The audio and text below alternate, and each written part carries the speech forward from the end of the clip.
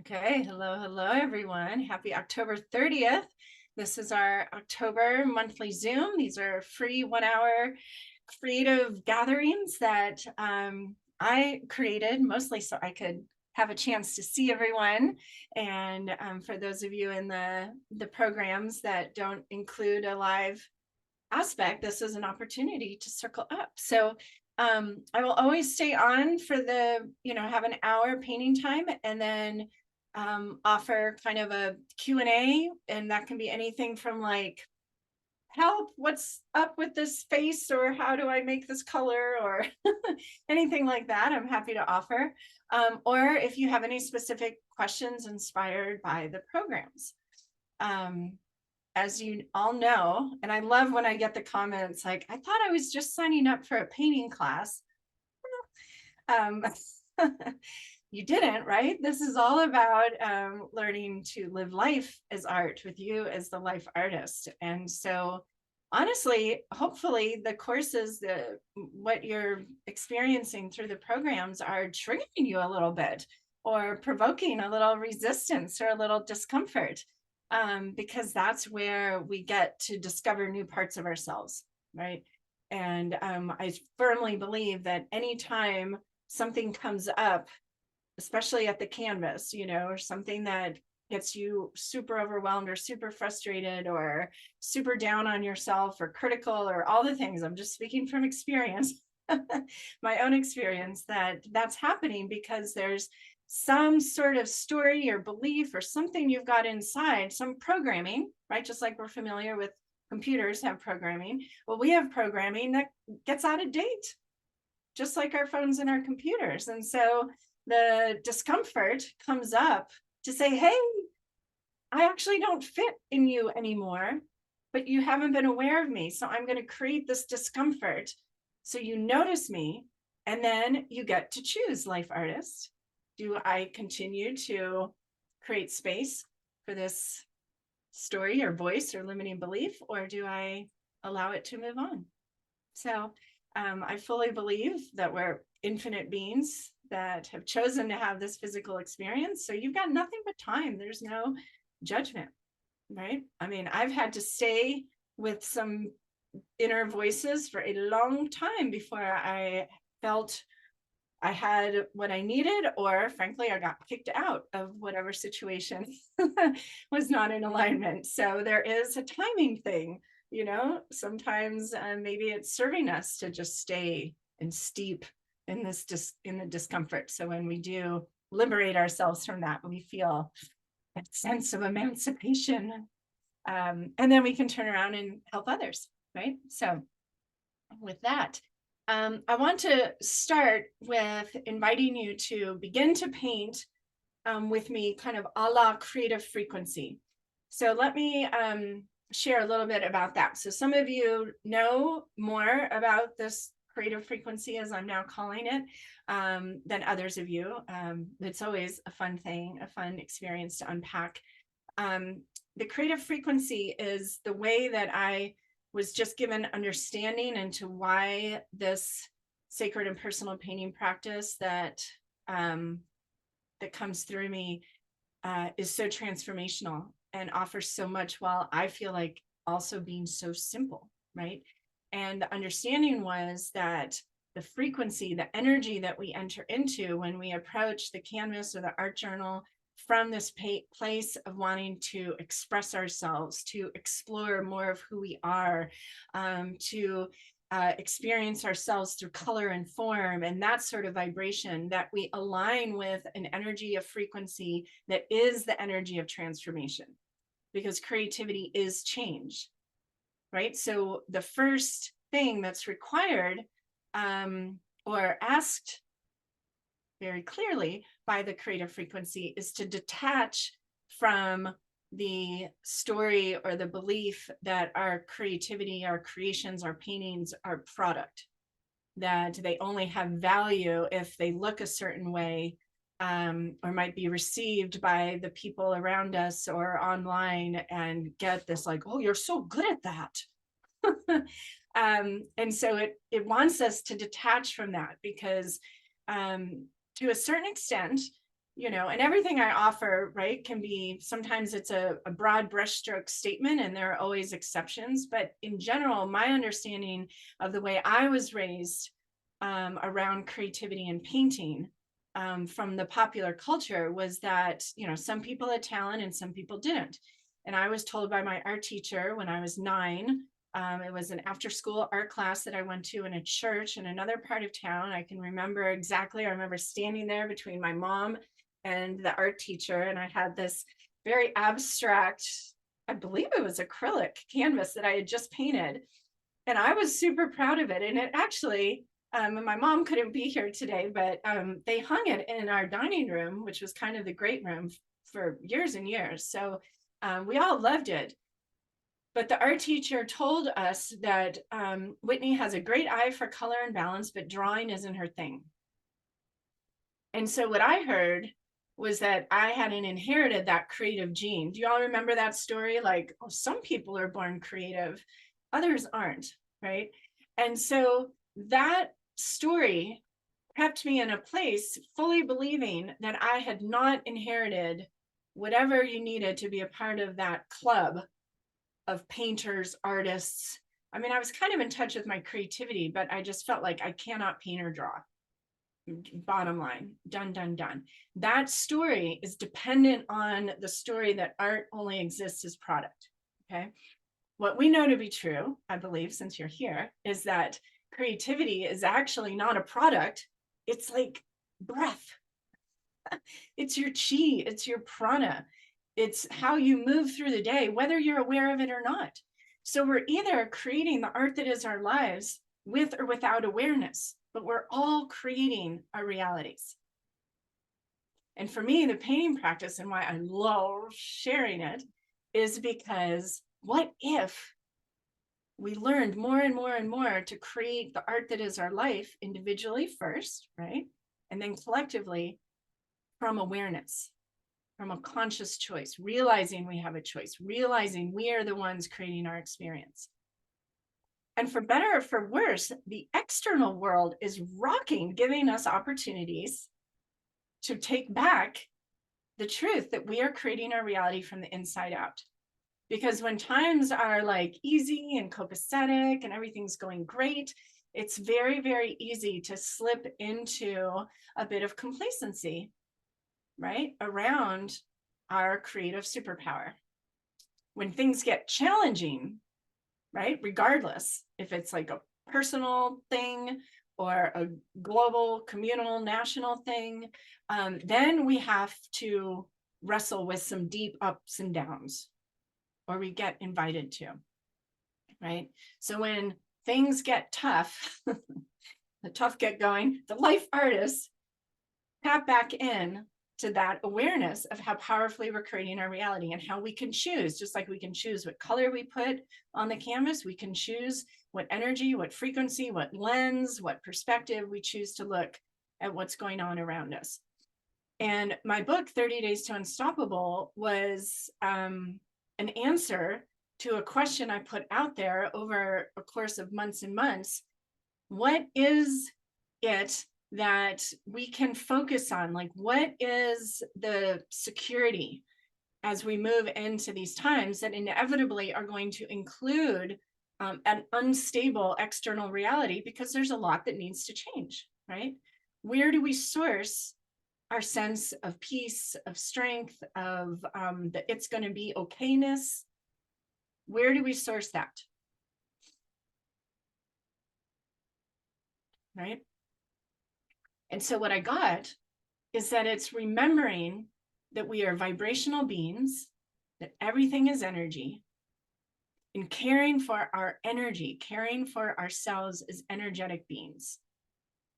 So most of us have read and understand, everything is energy, right? Words are energy, actions are energy, colors are energy, nature is energy, everything is energy. If we could put on these like quantum goggles, which for sure are coming, right? Surely. Anyway, if we put on quantum goggles, everything would be energy. How many of you have watched the Dr. Jill talk on TED.com? I know all of you who've done the coaching training have. Okay, if you go to TED.com or just search Dr. Jill on TED, watch her TED Talk. So Dr. Jill wrote My Stroke of Insight. She was a Harvard brain researcher who had a stroke. She had a hemorrhage. She had bleeding in her left brain, and blood is toxic to brain tissue. Surprise, surprise. And so she lost all of her left brain ability. And in the talk, from the perspective of a brain scientist, right? Which, how perfect is that? I mean, it's a big deal for her, but how perfect for a Harvard brain researcher. And she said when she realized she was having a stroke, she was like, whoa, how cool. I get to witness and experience having a stroke. And then she was like, shit, I'm in trouble, you know? But she describes going back and forth between these two awarenesses. The one where we have a problem, I've got to get help. And the other where she was one with the universe. And she said she could not tell where like her arm and her skin, her body began and ended, and the bathroom tile began and ended. Like she was just in that quantum energetic soup. And she realized coming out of it, surprised that she survived. She said her first thought was, I must have survived to let people know that they have a right brain and they want to get there. I just about lost it when I heard that, because I was right when The Artist Within, my first book, was coming out. And yeah, anyway, so what she then did was she had to relearn. She didn't know how to talk. She didn't remember who she was. She was just in the spaciousness, which is why balance is important, right? That logical, linear, ego, individual part of ourselves is super important. But she got to choose what she learned as she relearned herself. Okay, so we can do that without the stroke, everyone, right? Let's learn from her experience. So everything is energy, and we have ability to tap into these different perspectives and let them dance together, right? So a lot of what we're doing through our painting practice is bringing ourselves into balance. You know, there's a lot of our lives that does require being at certain places at certain times, clicking on certain links, paying a certain amount, all of that, very, very important. We want to all make sure we're on the right side of the road driving down the street, right? These things are very important. And then we also want to make sure we're nurturing the parts of ourselves that love the spaciousness, love the oneness, the unknown, that can tap into the energy, the frequency. So the prompt to start, let me show you some examples. I guess I can do this so I don't miss anybody. I'm tearing through journals these days, folks. Like, wow, it used to be, frankly, years in a journal. And now it's, I'm tearing through the pages because now it's more about like just playing with color. Okay. So I want to invite you right now to just doodle, spill color. Let me find some other examples. Here's one. We're painting the nothingness. Whatever colors, whatever shapes, whatever marks. Observing yourself as you go. Like, this is a waste of time if I'm not going to learn anything, if I'm not going to produce anything. That's a sign you're on the right track. Right? So this creative frequency, first and foremost, wants you to have at your fingertips the ability to create this time and space where anything goes, where you are delighting in color, in shape, and the interaction between the colors and shapes. And what that does, it brings you present. It disrupts this logical linear way of thinking that sees life in duality, good or bad, right or wrong, us and them. We've got a lot of that going on in the world right now, right? You don't need more of it. So you're playing with the color, playing with the shapes. And, you know, if something starts coming through, a shape or a symbol or something, great. And then see if you can disrupt that. Okay, so this I've decided, this one is my favorite. This is my self-portrait in creative frequency. There's so many parts of this that make me so happy. And of course, there's an owl right there. I mean, I can almost always see an owl, but there's an owl. The fluorescent pink is like apparently super connected to the creative frequency. Were any of you on the Alexis Cohen Peace Portal project thing? That okay? So the panel I was on the last day, I think, with Flora Bowley. So many of you probably know Flora, right? Did you hear her talk about how she's painting right now? She's like, I don't know. She goes, I'm just painting.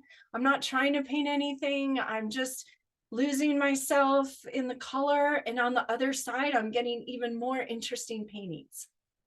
Right. And I was just like, whenever Flora and I get together, we're always like, good thing we don't talk too much because there's so much similarity, which is, again, just another example of how energy and frequency are like coming in and finding, you know, hosts, finding resonance. This is Liz Gilbert, Big Magic, right? Ideas looking for portals.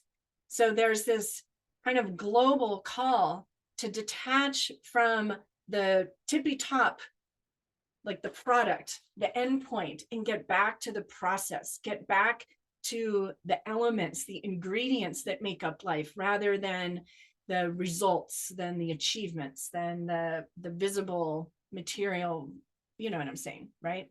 It's like go underneath the surface, back to the raw material. Everything is energy before it materializes. Think about the thought of, what am I going to cook for dinner tonight?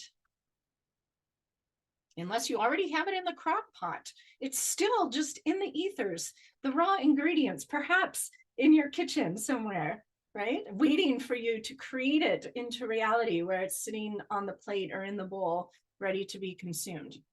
It's just a thought right now. Everything exists as potential first. So this creative frequency is wanting us to get comfortable in that space of possibility. Instead of going linearly, okay, I got 30 minutes to create, I got to make something good. Most of us don't think that out loud consciously, but that's kind of a thing, right? You start painting and you're like, oh, this isn't working.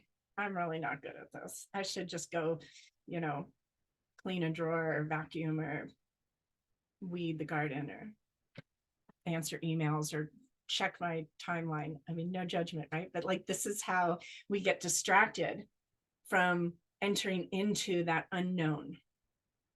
It doesn't feel like familiar to our logical linear mind.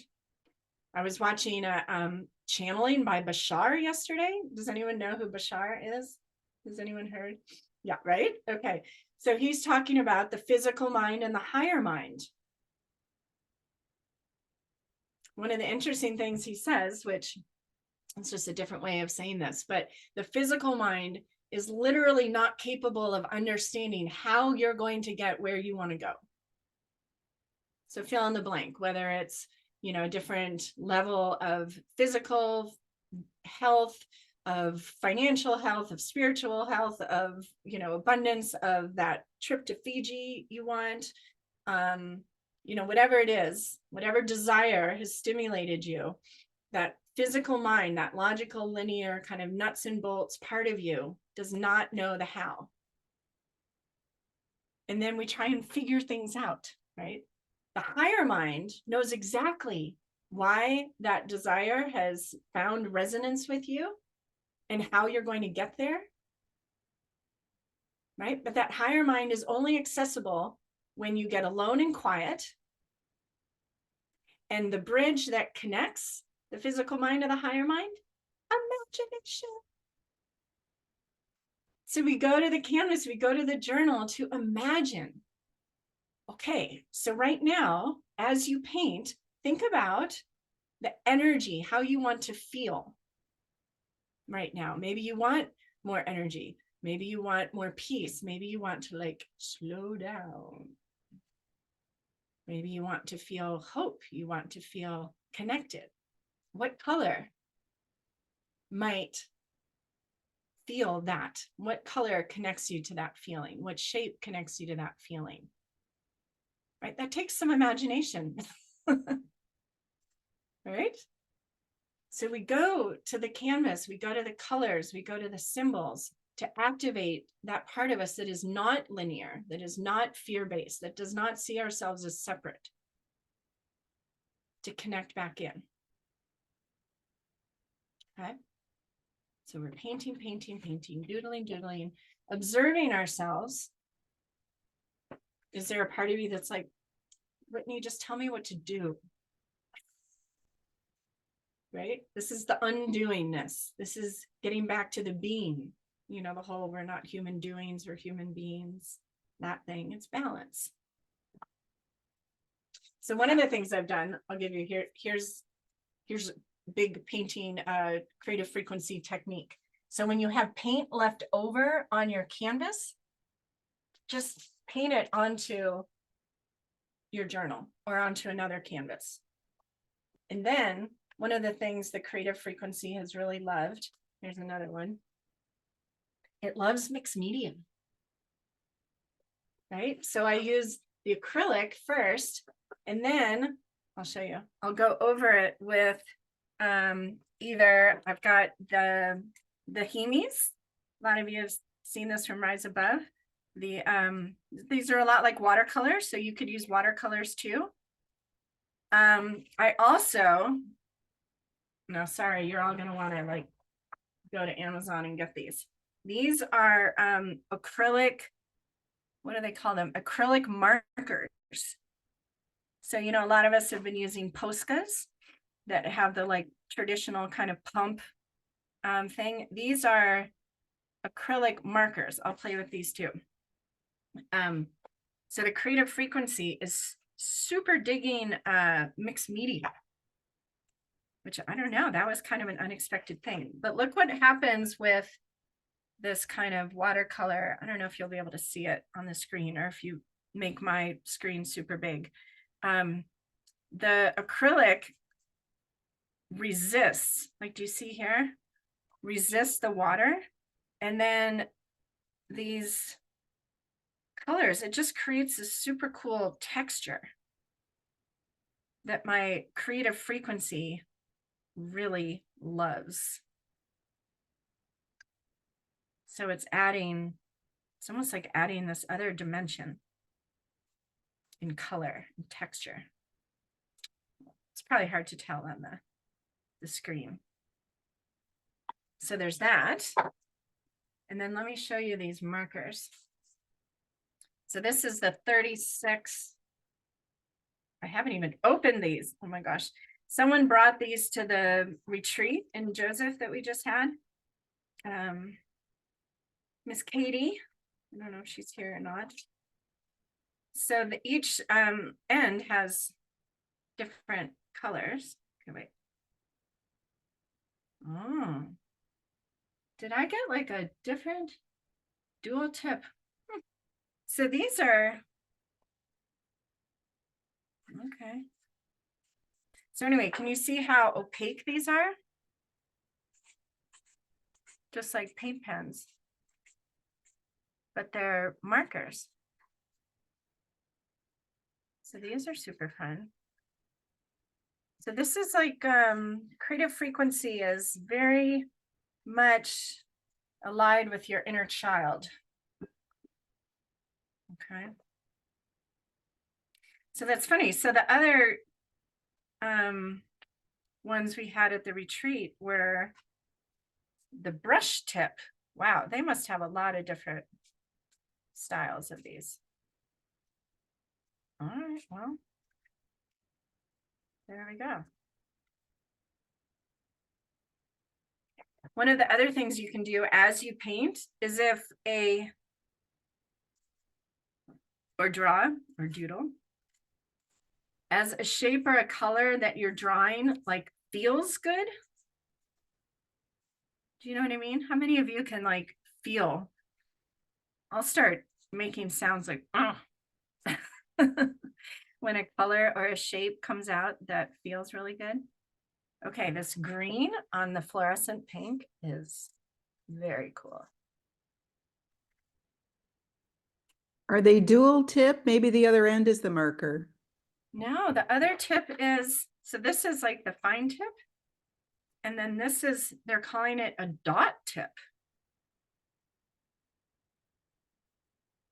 So dot, dot, dot, dot. So it's thicker. Yeah, interesting. And I know they have watercolor markers as well. So they must have, oh wow, but the green on the fluorescent pink. So, so see, this is, the creative frequency is like this super visceral, childlike energy. So now I'm going to this kind of chartreuse, which I love playing with the different shades of color. All right, that doesn't get me as excited with the pink. The darker purple. Oh, over here, this is what we love here.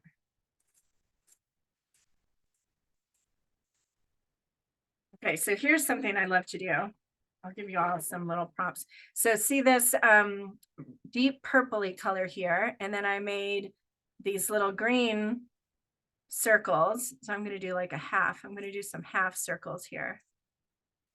I've been doing this in paintings regularly. Okay, so can you see that? The little circles in the purple. So now I'm going to switch markers. I'm going to, surely there's like a purpley. Try and find a color that's close to that purple color. Yes, so here's one. And then now I'm going to repeat these circles, which this is fun to do really big with a canvas or something. I'm going to continue the circles coming off. And then we can bump into this one and then change again even. Can you see that? Fun little, simple little doodly thing. Okay.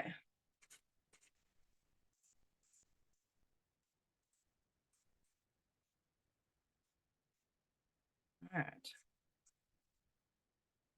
Creative frequency is definitely not conducive to speaking, teaching. Ugh. Okay, so now, as you're playing, is anyone, and it's fine if you are, is anyone having a hard time just playing right now? It's okay. I'm just going to send you a boost of playful energy. You're good? Everyone on the second page? Anyone? No? You're all having fun. Okay. So now I want to remind us all of, oh, Kathy, it doesn't feel productive. Yes, exactly. Must be productive. Okay. So I want to remind you, as we are approaching all kinds of experiences as a human on this planet right now, especially in the United States, we got next week. We have we have holidays, we have family gatherings, travel, airports, winter, icy roads, all these things for some of us, not all of us. Okay, so how do we go? Where do we go? How do we connect to a sense of calm and peace? How do we anchor into what feels true and right when the external world is not obeying our desires? When we are not able to control what is going on around us, what other people are doing or thinking or acting or all the things, what do we do? So in 30 Days to Unstoppable, you don't have to have the book, but if you don't have the book, right, people, you want to get the book. But it's also on YouTube, on my YouTube channel. I just have gotten through 21 of the 30 days. Eventually, I'm sure I'll get to all 30. But 30 Days to Unstoppable, that process is really wanting to serve all of us right now. Okay. It's a tool. that I'm going to share with you right now, that so you don't even need the book I just saw. So this is a process to remind you how to care for yourselves as a vibrational being. And it starts with the shape of Metatrons Cube, which if you don't know Metatrons Cube, you can picture the 6-pointed star, the Jewish star. Okay, like the triangle pointing down, the triangle pointing up. Oh, thank you, Carol. Okay, so there's Metatrons Cube from the inside page of the book. So you see the triangle pointing up and the triangle pointing down, and then those 6 spheres on the outside.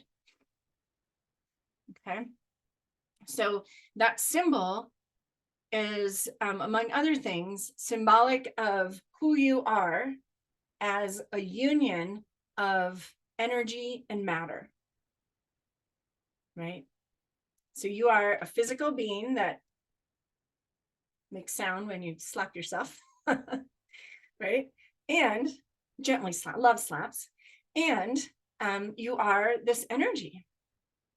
You are consciousness, you are awareness, you are the union of both. You know that saying, I love, you know, not the saying, the truth around how much we are made of stardust, right? Like, okay, we are the seen and the unseen. So that symbol, the Merkaba, it's also known as the Merkaba, is the 3D version, is symbolic of you as the union of those two contrasting elements. So you put yourself in the middle. So if you've ever done a grounding and charging meditation, do y'all know? So you ground, you imagine you're sinking roots into the earth. And think about how the earth grows the food that we eat and the trees that become the wood that become our homes, and all the ways that the earth is and sustains this physicalness. And then charging is opening up to the light, the sun. We couldn't exist without the sun either. The photons, the neutrons, everything coming through energetically. The light that is photosynthesized by the trees that produces the oxygen, right? So you are the union of that spacious cosmos as well as the physical earth. And then the process that I was given was to recognize yourself in this state of union, and then to focus on these 6 spheres of energy, which I'll share the ones, and if you want to write them down, the ones that I was given, and feel free to substitute your own, or if another one comes up, and we can explore that too, that it might fit into one of the others. Because the idea is, as an energetic being, you are tapping into energy, either from within or outside of yourself all the time. You know, you look out the window and it's like, wow, the color of those yellow leaves against the gray sky. Or you're looking at like a news headline, for example, might be 2 contrasting energies that you might be perceiving. Okay. So the idea is to be conscious of the energy that you're sourcing, which the energy you're sourcing becomes a part of your energetic landscape, which contributes to your feelings and emotions and your overall well-being, both physically, emotionally, energetically, spiritually, right? So the advice I was offered for myself and to share was to consciously nurture your energetic space, which isn't an either or. It doesn't mean you can't tap into and stay informed and all the things. It just means more, less. How does that feel? Right? So the top sphere is love. And so this is like to fill up or maintain that sphere of wellness, the love sphere. It can be focusing on what you love. It can be looking out the window and being like, oh, I love that bush. I love that color. I love the sunshine outside right now. right? I love the color pink. I love my new chai tea. All the things, right? Love, love, love. And it can be, I love a person. I love the sweater. My daughter knit the sweater for me. Actually, she didn't knit it for me. I tried it on. I'm like, I love this. She goes, it's yours. Anyway, I love this, right? So you're focusing on all the things you love. The next one is compassion, which starts with self-compassion. And I'll give you a super fun way to practice self-compassion. You ready? Okay. So next time, let's say you're in the kitchen. Maybe you're heating up water for tea. Do you have those little pots you put down and you flip the switch to, right? Tell yourself, man, I am so good at flipping that switch. I am so good at filling up that with water. And I'm so good at knowing pretty much exactly the amount to put in there, right? I'm so good at sipping my tea. You practice catching yourself doing things right. And then when you do something wrong, you're like, wow, look at me try things that I'm not perfect at. Look at me be courageous, which leads to the next sphere of wellness, courage. Courage is not necessarily launching off mountains, can be. Courage is about following your heart. How many of you have had experiences where your heart is like calling you to something? Your mind is like, that doesn't make any sense. You have never done this before. That's not a sure thing, right? Courage is following your heart. So where is your heart calling you? If it's calling you into the unknown, something you haven't experienced before, a way you haven't expressed yourself before, a type of conversation you haven't had before, fill in the blank, that part of you that's trying to keep you safe, which is why it's fear-based, is going to resist. It's going to tell you all the reasons why you probably shouldn't do it or all the things you should be doing otherwise. It can be very sneaky. It can be very practical and realistic, right? Again, it's fine, but this is where courage might want to come in. And here's an interesting point about this that just came up. So this is was originally inspired listening to Huberman. I talked about this when I was in Bali. I'm just remembering, just in case, when I was doing that walk. So what Huberman has found, he's a psychology professor at Stanford, has some huge podcasts, whatever. And what he said was that our nervous systems have become comfortable. Back in the day, you know, humans have existed for tens of thousands of years, right? So it's just this very recent time where we're not faced with the potential of imminent death on a daily basis for most of us. Well, not everyone. Sending them lots of love. So our nervous systems have become the opposite of courageous. And he gives taking cold showers as an example of a way to safely stress your nervous system. I don't want to do it. I don't want to do it. I don't want to do it. In the cold water, out. I survived. It wasn't that bad. I actually feel kind of energized. And so you could do cold showers, or maybe you could like pick a color that you don't really like, or you could choose to like, how could I make a mistake right now on my canvas? Be courageous as you paint, right? So this theme of courage, the ability to follow your heart, the ability to take steps into the unknown. We can see how this is holding us back collectively as a human family, right? Staying in the known, going back, for example, right? Where it's safe. None of this new ways of doing things, right? So the courage is in stepping into something that may not be comfortable, that may not feel secure, but for some reason it's calling you. So this is courage. So little ways you can practice courage. So any of these are painting prompts. The next one is alignment. Right? How many of us have experienced feeling out of alignment in aspects of our lives? Right? Okay, here's the cool thing. The way to create more alignment and fill up your alignment sphere is to focus on all the things that are in alignment. This sweater is super in alignment today because it's chilly outside, right?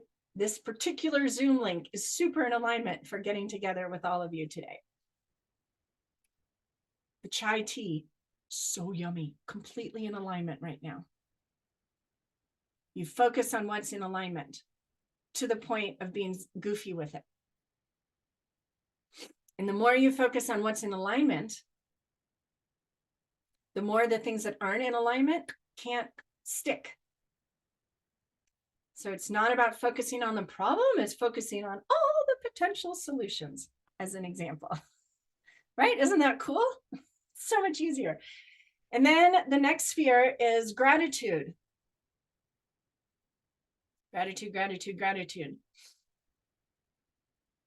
We know this, right? Like gratitude, one of the most powerful energies, one of the most powerful ways to manifest what you want. Imagine yourself in your future reality being grateful for whatever it is you want to experience or happen or receive now. Imagine yourself feeling grateful already on the other side. Instead of remembering like what you did last week, remember into next week and remember feeling grateful. Send gratitude into your future. Practice feeling grateful for the electricity, for the light, for the heater that's right here under my legs, next to my legs. Gratitude, gratitude, gratitude. Fill that up. And then the last one is presence.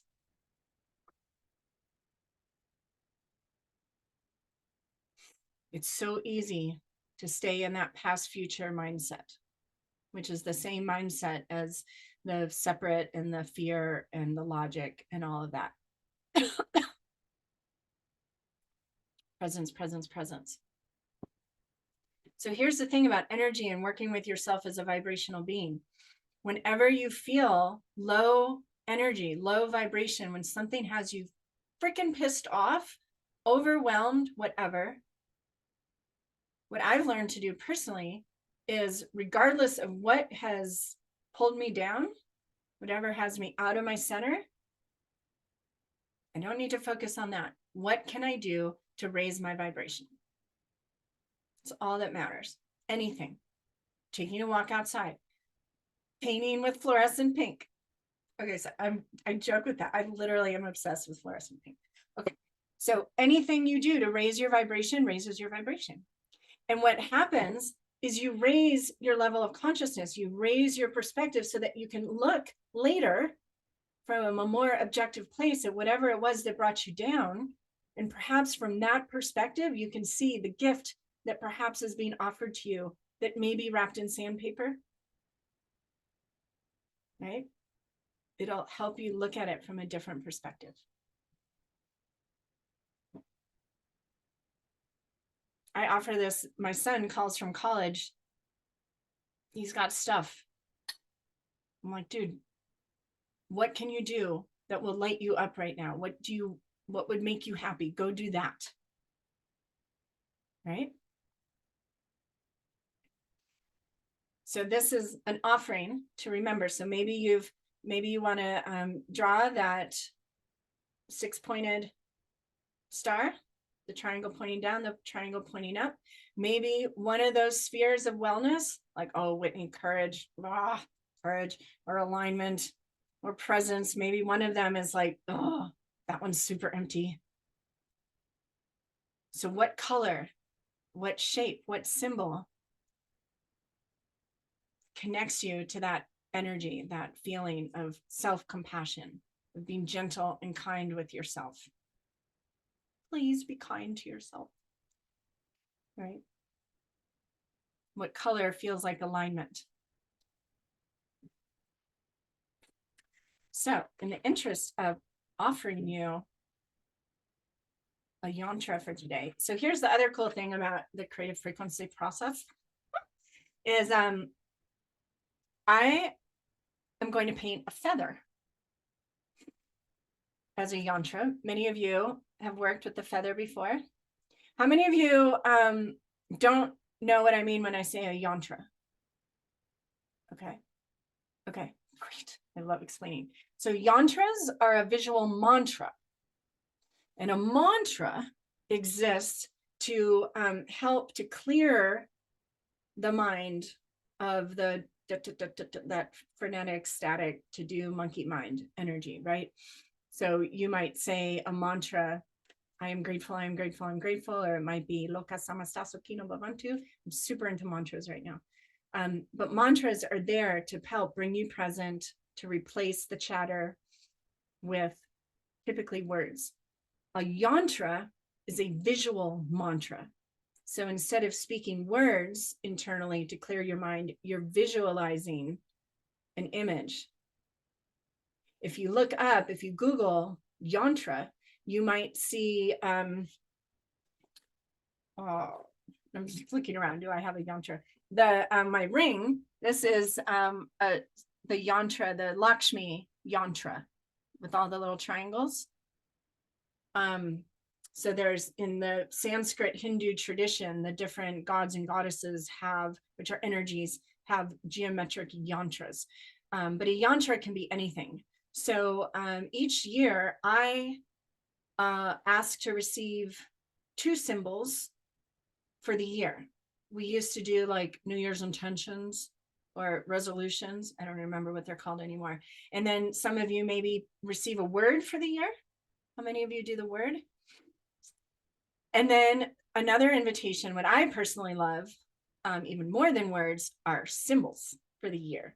And those symbols become a yantra. So the feather is one of my favorite yantras, because whenever you're feeling heavy, right? Whenever you're feeling, well, I don't need to expand upon that too much. You can bring into your mental, your inner eye, your mind's eye, the image of a feather. Try it next time you feel like, ugh, that, do I have to? That feeling, imagine a feather. And then email me or comment somewhere, tag me or something, right? It literally feels like something, some little fairy sprinkles feather energy, like, and all of a sudden it's this buoyancy. But try it for yourself. So the invitation perhaps is to paint, draw a feather right now, should you choose to accept. Perhaps you're painting something that has you completely fired up, and then continue painting that place, or you're just lost in the creative frequency, playing with purples and pinks and greens and circles and all those things. And in that case, also keep going. And if you'd like a prompt, I'm offering the feather. So now, as I draw my feather with deciding which tip to use, does anyone want to share, show and tell what you've got going on, or a question or a addition to the conversation?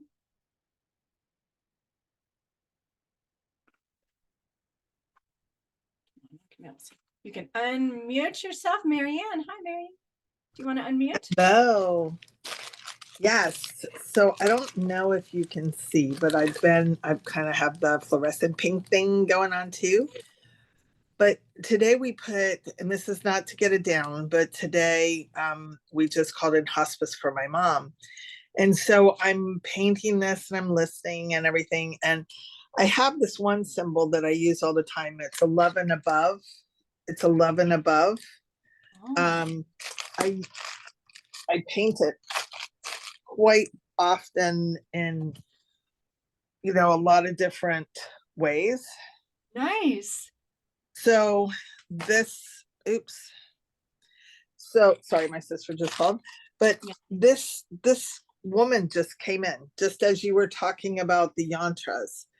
She just appeared, and I'm like, fly, so I can't wait to add the feather to her. But oh my goodness, it's just. And I see lots of feathers and wings. Yes. You got wings. See them Oh over my here, gosh. the wings, and So Oh, yes, and the heart, yeah. lots of love. Yeah. Oh, So thank you. Thank you for letting me share. Thank you for letting me be here today. This is so awesome. of course. Oh my gosh, sending you the biggest hug.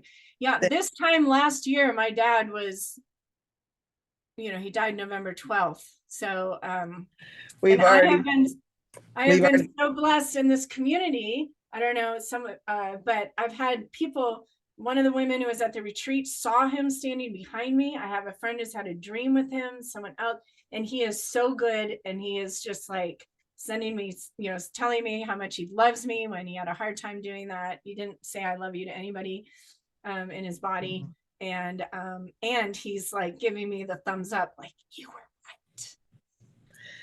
super. There is something on the other side, right? There's something definitely happening because my dad, my stepmother was March and April.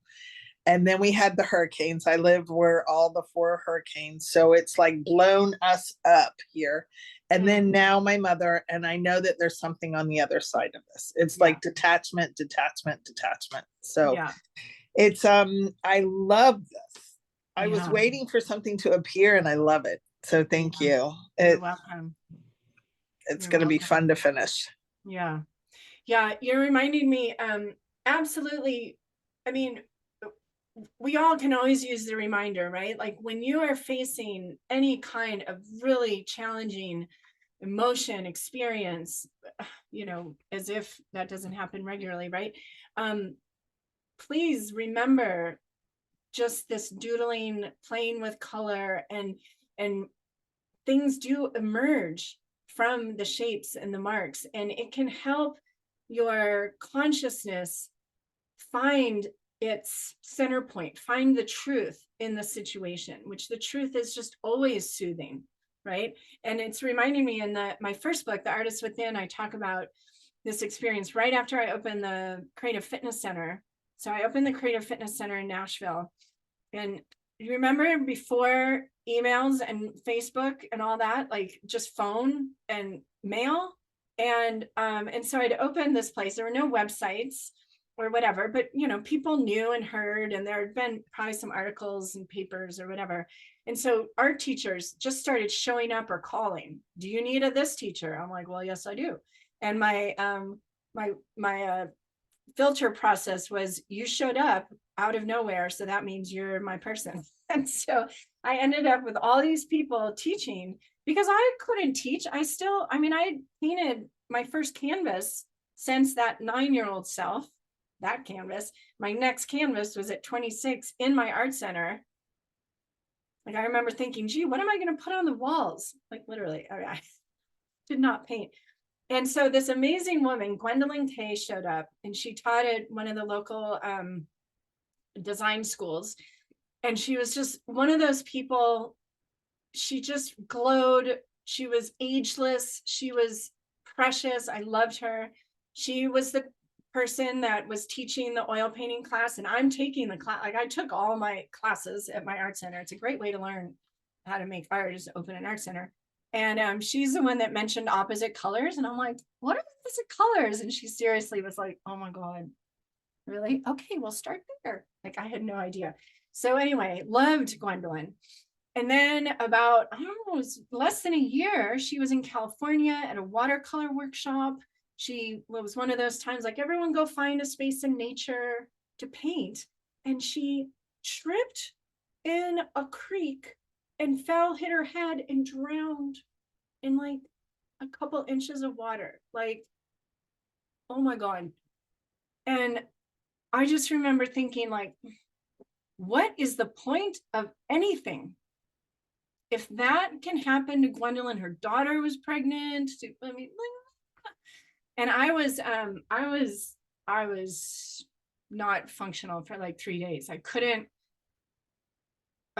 latch on to why do anything. And so then I was like, oh, maybe I should art journal. Like, maybe I should practice what I preach, right? And so I went and I picked a color that felt like Gwendolyn, and it was magenta. And I started scribbling. Oh, I know. I started trying to draw her a face, right? Logical mind, like, well, I'll draw Gwendolyn with this magenta. And then immediately it was like, oh, I'm not good at drawing people. So then I just thought of this landscape where I hiked. And so I just started scribbling like little trees and mountains. And then I found myself picking that same magenta and scribbling a cloud in the sky. And then Gwendolyn was the cloud. She wasn't gone. She was everywhere. And then I drew the cloud on another page going down into her daughter and her granddaughter and me and her family and all the things. And I'm like, she's not gone. She's here. And then like all that heaviness was gone. Didn't mean I, wasn't still heartbroken. But I could function again, and it was the magenta cloud. I mean, how else are you going to get there? You're not going to get there trying to figure out what's bothering you about this thing. Just diverging, disrupting whatever you're doing and playing with the color and letting the forms and the shapes speak to you. Something will attract your attention and it will help make sense of whatever it is. It will reveal truth to you. The creative frequency is truth, right? Creative frequency isn't deceptive. Yeah, it's truth. So remember that. Huh. Okay, if you watch the replay, thank you for watching the replay. I do share these, I can't remember. I do share these on my YouTube channel. So anyone can watch these post, right? So if you have friends or whatever, you might want to watch this right now. It's on my YouTube channel soon. It'll be there soon. And if you are watching this and you want to join us every month, you can go to whitneyfreyastudio.com. There are free classes there, like the Life Artist Masterclass. Join that, and then you'll get the emails. And make sure when you join that in your profile, you click, or right when you're signing up, there'll be a question like, do you want to receive on emails and all that? Just make sure that's yes, because I only send out the invites through that because it's easiest. So make sure you do that. And thank you, all of you, being here and watching the replay. Thank you for honoring and creating space for this spacious, non-judgmental, loving, creative side of you. And for those of you who are here, I'm not going anywhere. We can keep sharing.